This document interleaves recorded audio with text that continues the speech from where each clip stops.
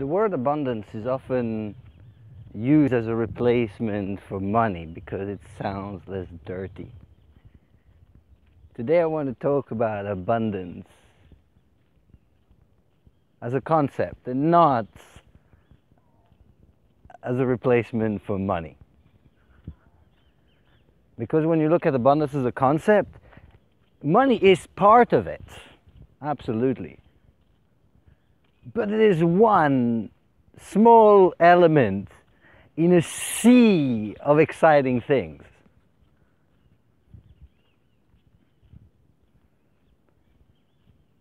Even more, from my experience, abundance in money often happens most easily when someone focuses on creating abundance in other areas of their life. Money is most often a result of the abundance you create for yourself and others through the actions you take, the thoughts you have, and the emotions you have.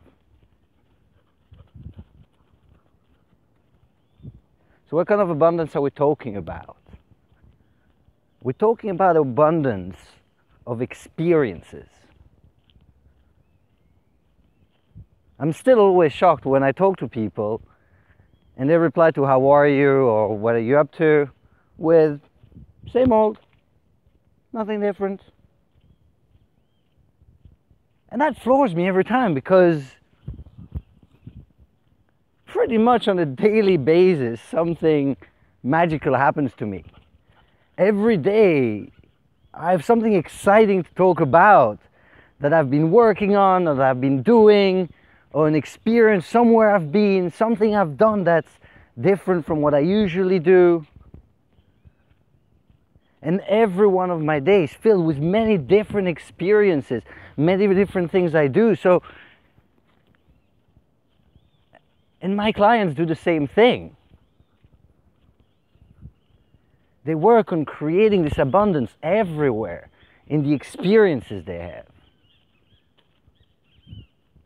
The second one is abundance of awareness, awarenesses.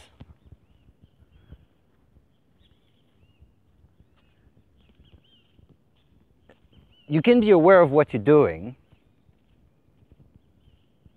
and then you can also be aware of why you're doing it. You can be aware of how you're doing it. You can be aware of the thoughts you're having at the same time. In parallel, you can be aware of how your body feels, how your toes feel. You can be aware of the emotions you're having.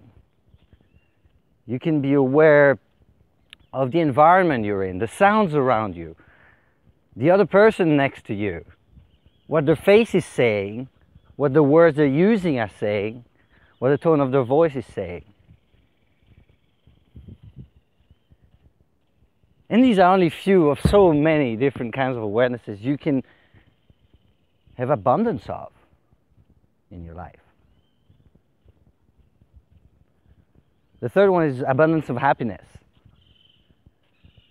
It may seem like a bit of a hairy-fairy thing, abundance of happiness, let's all be happy and stuff. No, that's not, my background is engineering.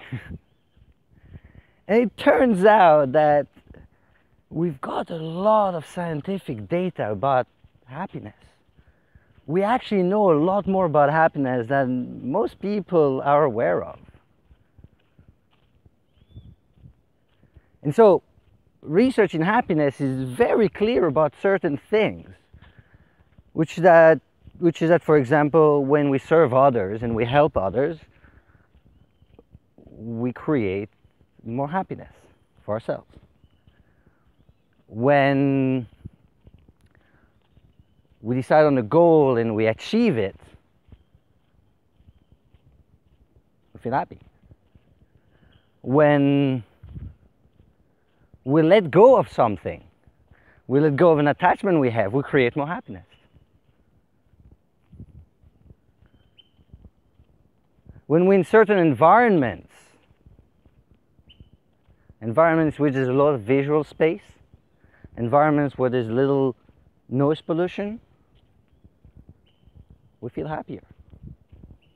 When we feel belonging, connected to other people, and we feel deep human connections, and we feel that we can be ourselves fearlessly, we feel happier. And again, these are a few examples of many ways of creating more abundance in our happiness.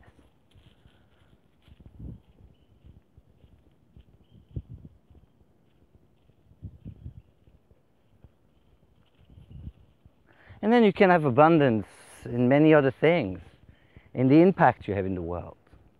Abundance of love.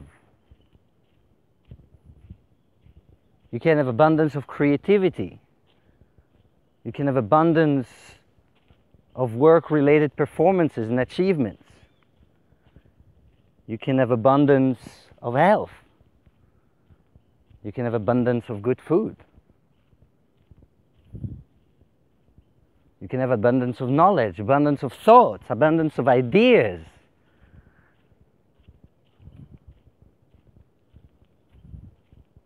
You can have abundance of impact in the world. And now you see how money is one of the elements, because you can also have abundance of money. It's an important one because it's closely related to creating abundance in other ways. It does impact everything else, just like everything else impacts everything else too.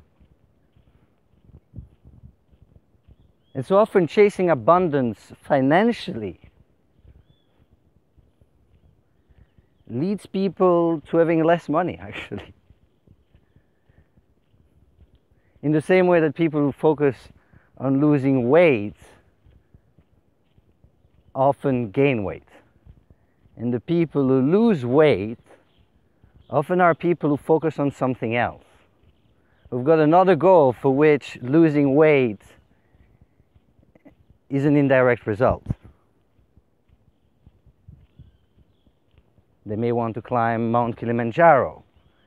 They may want to be able to go biking with their girlfriend or husband. And so because of that, they lose weight. In the same way, many people who make money, and people especially who make money by doing what they love, tend to make money as a result of doing what they love.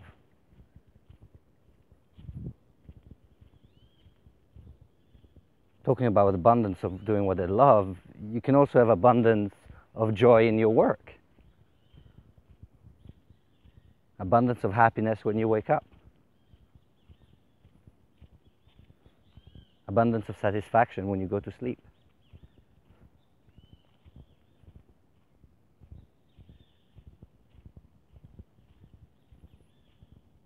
After listening to this long list of different abundances, I'm really curious, what is the abundance that you want most now? What are the 3 types of abundance that rank on the top of your list? I look forward to your comments and having an abundance of conversation.